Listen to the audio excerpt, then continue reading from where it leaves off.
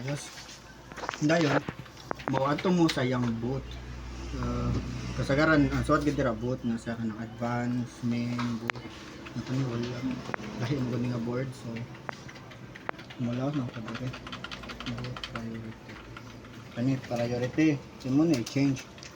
Ato kani katong RAM stock mo to ang kani ang SSD nya ang USB na to is katong SanDisk so kani siya so mo na una mo i-boot one kay para i-restart sa computer first ang i-read ang katong USB dili ng SSD nya F10 para save na siya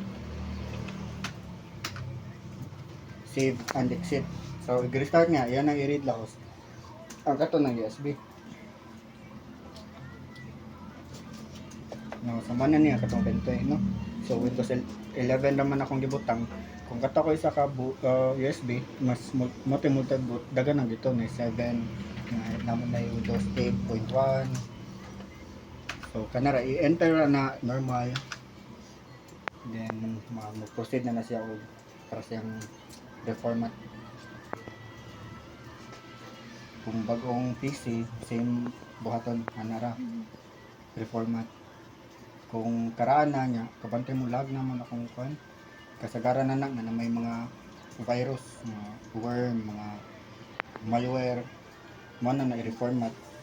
Igani ang process.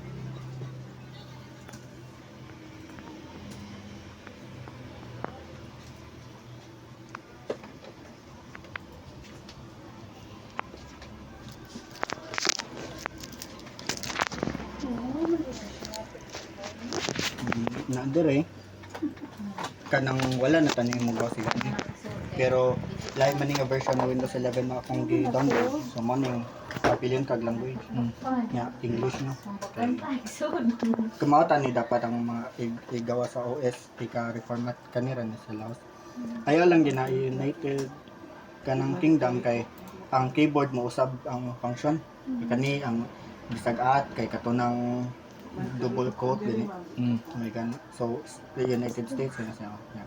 Install na ora kalahos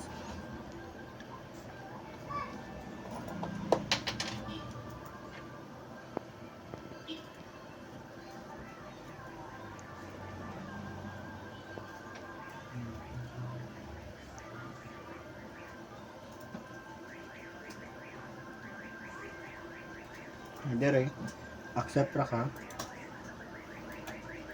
kani ayaw lang yung upgrade mo sa lahat ng kanila na dapat mag-reformat din mo kung computer sa desktop ayaw mo pagtawad ng internet para mag-bypass ra dahil wala dagang istorya o kung laptop i-makuanto ninyo as there is a shift niya F10 CMD para ra mo bypass at kung sa laptop di pero di may laptop so di sa tamo pakita nato so dere inyo mo na niyang ang part sa inyong drive kung nanay sodaan mo siya ang katong mga naka-partition meaning ang isa ka drive divide ba nya kani imo kay mag-reformat man ta so ato sa himon into one balik so ato na i-delete nya kana delete para ma-fresh gid sa balik ang food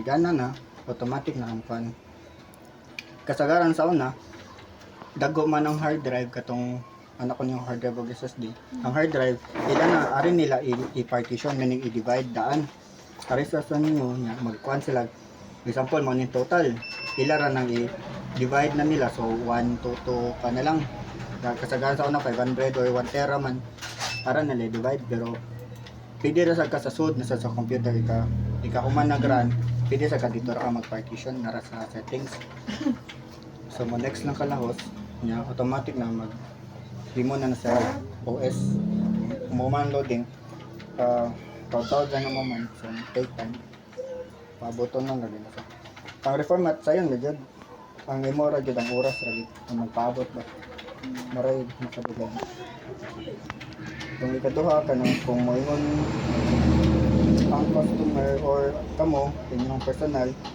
mag-reformat mo, kung ganan mo isave yung files, mag-backup man ta, mo itong isave sa inyo USB, kanan yung file, nya, dugay man ang transfer. So, mo take time, another take time sad.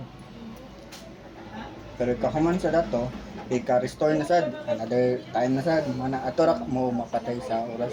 Pero kung pag-process lang, dali ra yun.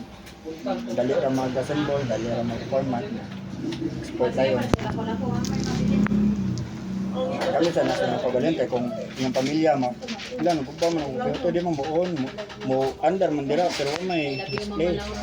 Ato di mo, ako bala na, ang RAM, i-check. Kung iksaksak nyo sa RAM, ang kaniyang cord, kaya kasagaran na, namusan nyo na, magtandugon na, magkuhan o di, magpiko ang pin.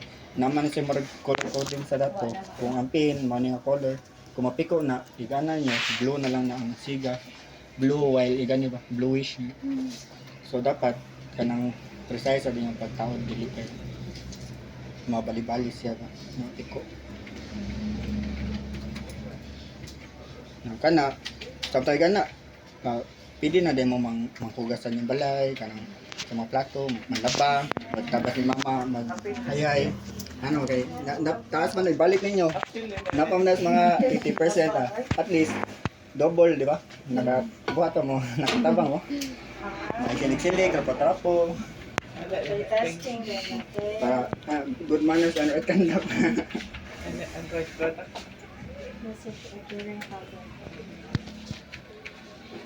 Isang